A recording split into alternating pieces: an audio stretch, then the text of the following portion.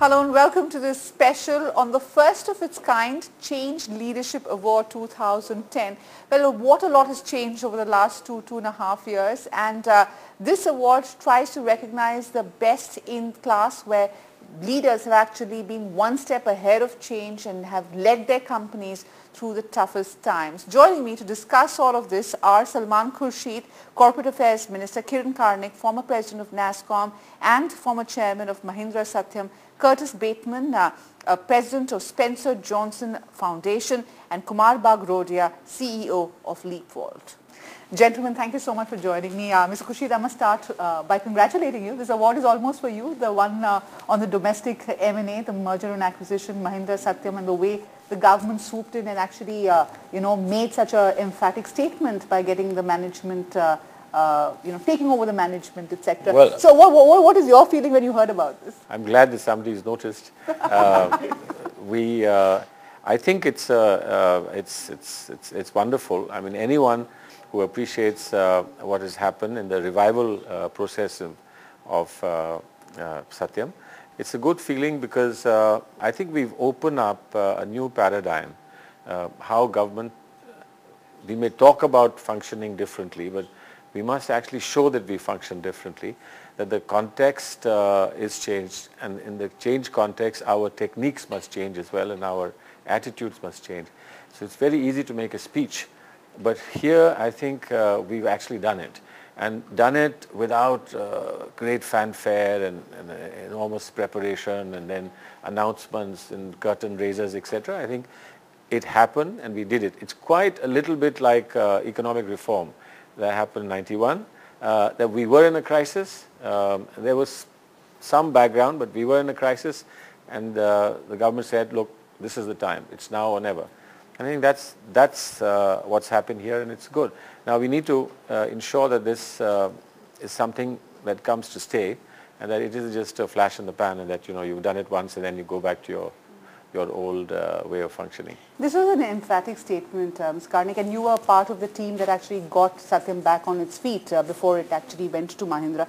Looking back at that journey, what were the biggest learnings? And as a jury member looking at that, I mean, what were the thoughts that went into your mind? I think there are many aspects to it, but to me the biggest thing was the fact that how corporate India, individuals were there, and the government could work together to make something happen quickly, efficiently, and as the minister just said, without too much of a hoo-ha about it. And it's the first time that such a large corporate failure anywhere in the world has been revived. We looked around and every other case we could find had ended in a disaster. So this is a very different story. I think the story is therefore one not only of what was done, but India's resilience. Yes, there are these problems. They've happened elsewhere in the world. Elsewhere in the world, they've not quite been able to solve it. And here, as in many other of our crises, we were able to get over it. So I think one of the learnings is that if we can work together, it's there. And I think we've been able to show that. I hope there's no need to do it again.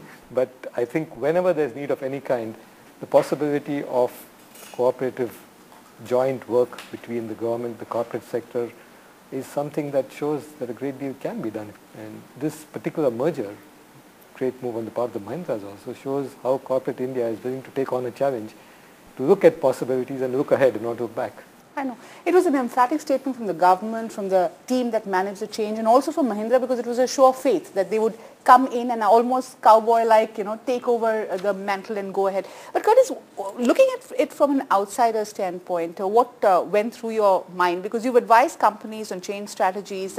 What do you think went right with this particular one? Well, I think what went right, as we look over the last 2 years and we've seen government take on a very different role, I think we're starting to see a change in the way government and business are thinking. And those changes represent opportunity and hope for the future. Kumar, what is interesting with most of the companies that have actually won these awards is that change is pretty much the essence of the awards. It's not about how successful they were, but how they managed change. So a Tata Chorus, a Mahindra Satyam, in terms of the selection procedure, what were the criteria that were adopted? So when we set out defining each of the categories, we had a very clear mandate that it's not going to be about bigger and better. It's going to be about actions that exhibit change leadership. So whether it is in restructuring or business turnaround or M&A like Mahindra Satyam, which was also more crucial because not only was it a great M&A transaction, but it was also in a crisis. So you've got crisis management and change management in terms of post-merger integration, where the rest of the world was also in crisis. They were able to retain clients and retain talent. Right. Mr. Khurshed, in fact, the management of talent and the image management for an industry that pretty much put India in the big league was perhaps the one big factor that compelled the government to take such an emphatic stance. Looking back, do you think it was a very important mind shift change as well for all those involved in it? It must have been, because I think that, let's be clear that there wasn't a blueprint. There wasn't a disaster management plan. And then, with the troops in place, and then when this happened, so nobody would have known that if such a thing happened, who would be picked to send there, and whether they would accept it or whether they would have the time and the inclination to do something like this. And I think this is where the entire group that went there to salvage Mahindra. If you have confidence that someone can deliver, you've got to just let them then deliver. And I think where we've succeeded is that we made the choice of personnel who can deliver. They went and it was pro bono, obviously that makes it even better. But they delivered and got out quickly. So if you want to give them an award, you've got to give them a Mountbatten award, except that they did it without partition. They did it without partition. Was there ever a moment where you thought, this was going to be a really tough task? I'm sure there were lots of moments. Every moment. You still can't, as I said, if I describe it, it's what you see in the movies of this bomb about to go off and there's somebody sitting with which wire do I cut? I don't know. No, I think I do want to add to the fact that we were able to draw on whomever we wanted, and they just came on. It's phenomenal. I think it's something exceptional. And I must say there's something in the atmosphere of how this whole thing was done, the support that the government exhibited and then stood back, that made it so much easier for us to go to anybody at all and say, hey, we need help, will you come and help us? And there was not one person who said no. All of them did it pro bono. One last question on the Satyam set before we move on to the awards. What is interesting is it possibly came at the worst time when the market was completely in a slump, the US economy was tottering, and then you had this huge crisis of confidence within the system because you never thought something like this could happen. You've headed NASSCOM. How serious was the crisis in terms of the possibility of it spreading across and really hitting India? Well, the potential for something really serious was very high. One doesn't know. It may have been a low probability event, but the fact was that the impact could have been very large. And I think that's what made many of us feel that something has to be done. And that's what, as you said earlier, the government felt that something needs to be done. And I think it's proven, I said this very early on, that if we can manage this, then in fact the reverse will happen. That those who had hesitation about coming into India or worried about what will happen will see the opposite, because this thing is very unfortunate. And all of us know that today it can happen anywhere in the world. And I think we've shown that if you can do this in India, the confidence in fact in India's ability to handle this now is greater, not less.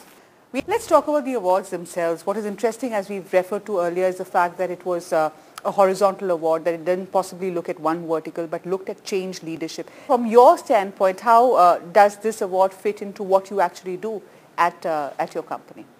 Well, I think this represents an evolution that's taking place in the market, recognizing just how important change is.